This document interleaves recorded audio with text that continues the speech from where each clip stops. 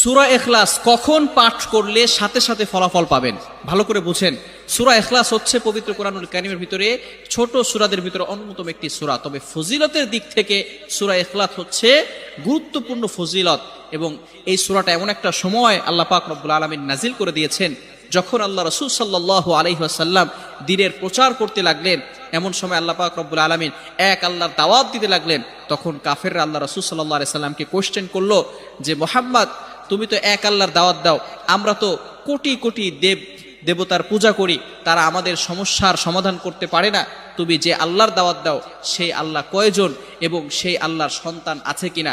সাথে সাথে আল্লাহ পাক রব্বুল আলামিন এই কাফেরদের প্রশ্নের উত্তরে আল্লাহ রাসূল সাল্লাল্লাহু আলাইহি সাল্লামের কাছে এই সূরাটি নাজিল করলেন, কুল হুয়াল্লাহু আহাদ আল্লাহুস সামাদ লাম ইয়ালিদ ওয়া লাম ইউলাদ ওয়া লাম ইয়াকুল লাহু কুফুয়ান আহাদ।